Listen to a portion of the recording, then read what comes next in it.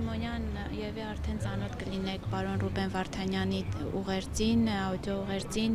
ըստ ձեզ որն էր դրա հիմնական ուղերձը, որն էր պարոն Վարդանյանի ասելիքը մեզ միջազգային հանրությանը։ Վարդանյանի բոլոր ուղերձներն էլ այն ուղղությամբ են, որ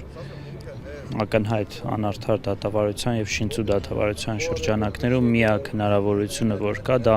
մեր ձեռքում արկա բոլոր գործիքներով Ադրբեջանին ճնշելն է, որ որոշակի փուլում լավ կլինի այսօր, լավ կլինի որքան հնարավոր է շուտ Ադրբեջանը հասկանա, որ չի կարող երկար ժամանակ օգտվել այսօրվա միջազգային իրադարձությունից, որտեղ որ միջազգային իրավունքը թողել է իր դիրքերը,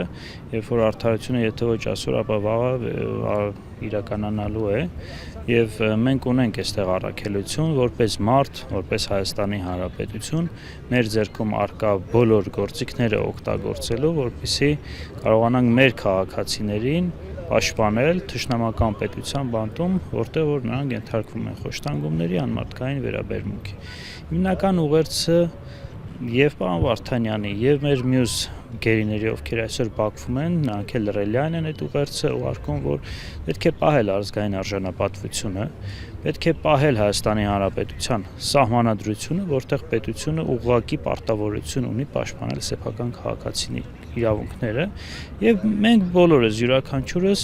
իրավունք չունենք հիասթափվելու մեր իրավունքների պաշտպանության բոլոր հնարավոր եղանակներից, որքան էլ որ այսօր դրանց որոշ մասը ոչ այդքան արդյունավետ են։ Իսկ այսօր արդյոք պետությունը, իշխանությունը իր բոլոր գործիքակազմերը օգտագործում է։ Դրա մասին շատ ենք խոսել, ոչ, պետությունը չի օգտագործում իր գործիքակազմերը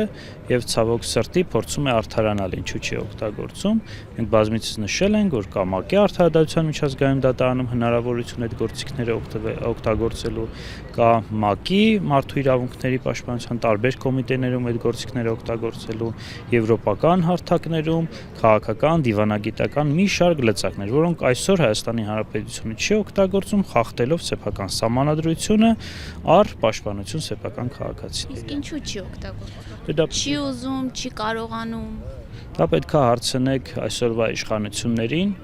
նրանց, չգիտեմ, քաղաքականությունը ինչ ուղղությամբ է գնում, բայց ես կարող եմ գնահատական տալ իմ տեսանկյունից, ընդգծելով, որ հայանպաստ եւ հայկական պետականության շահերի պաշտպանությանը ուղղված քաղաքականություն չի վարվում։